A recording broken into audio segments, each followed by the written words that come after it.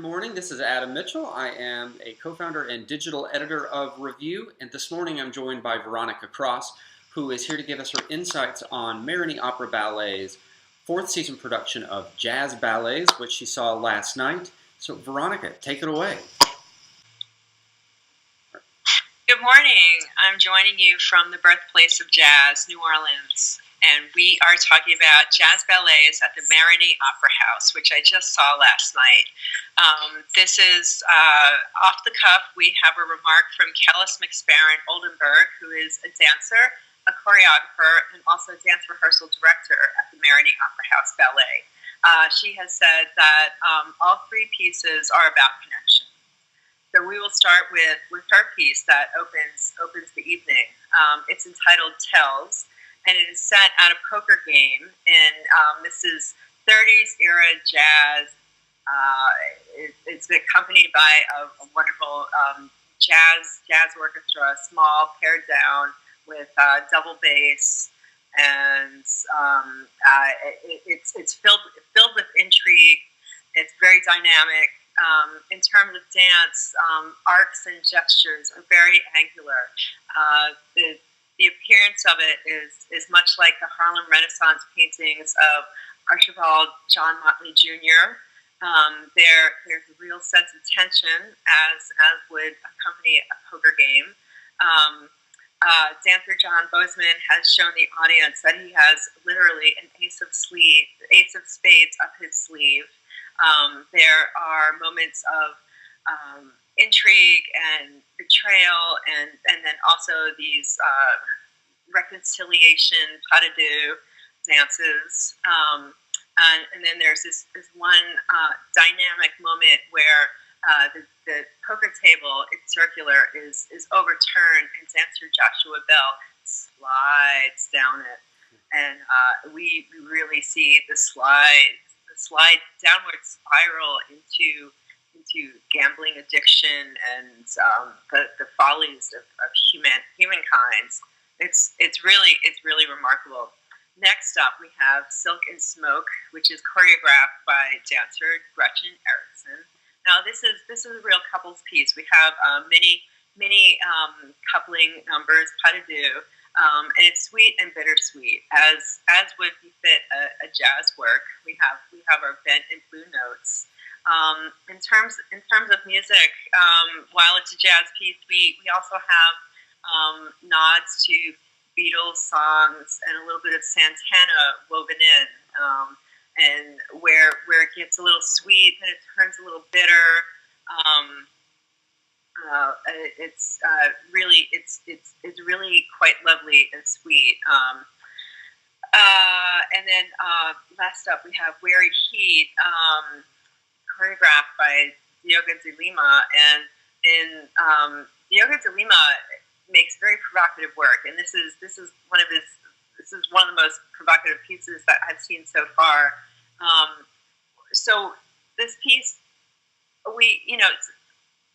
as viewers of art, viewers of classical arts, we are asked, well, we can ask, what does art do for us? What do we want art to do for us? Does it ask a question? Does it come to a conclusion?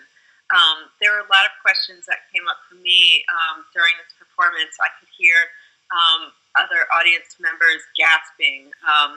It's very provocative.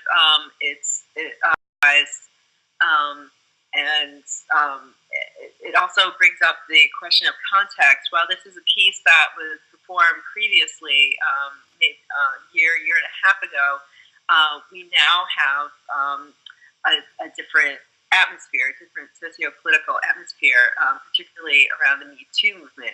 So there's in one of the later scenes, Lauren Gaines is dancing with 4 or 5 of the male dancers, and they're passing her over their bodies, and it's very it's provocative. It's really provocative, and people were gasping, but it all held our attention.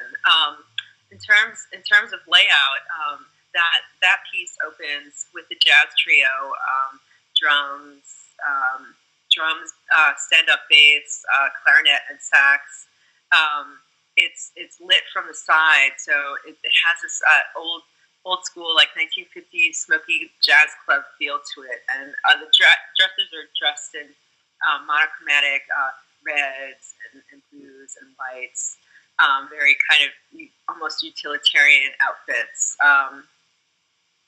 And so as the work progresses, there's a spotlight, so that there's this tremendous silhouette dance behind the dancers throughout the production. So and that heightens the sensuality, because that also it nods a little bit to gypsy.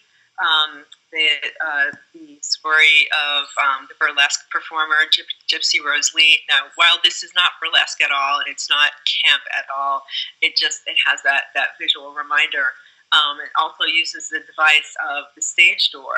The curtains in the back on the stage are open, so that we see the backstage door, and dancers exit and enter through that, and in many sassy ways. There's some pas de deux coupling on the floor. The jazz trio reaches to a crescendo. It's really super provocative. I was left with so many questions that I'm excited to elaborate on in my review that will be published very shortly on Review. And it was an intriguing night. There are a lot of conversation after this evening. Yeah. Well, great. Thank you, Veronica. We're looking really forward to reading your full review, and I'm looking down here at my notes. It looks like we can expect that around Monday, February 5th. Yes, that's right. Okay, and that will be posted alongside all of your other great reviews at review, revieux.org. And just a little aside here, the next production for Marigny Opera Ballet at the Marigny Opera House will be Giselle Delande on between March 23rd and 25th, and they invite you to read more about that at marignyoperahouse.org. Veronica, thank you so much. Thank you, Adam. Hi, my name is Adam Mitchell. I am the digital director and editor of Review, and today I'm here to ask for your help. If you'll take just a couple of seconds to hear me out, I promise you won't regret it. The city of New Orleans has many fantastic performing and cultural arts amenities that we all are blessed to enjoy on a near daily basis. However, the cultural and performing arts in New Orleans have long gone unnoticed by the media because of the decline in reviews and critics in the major media outlets.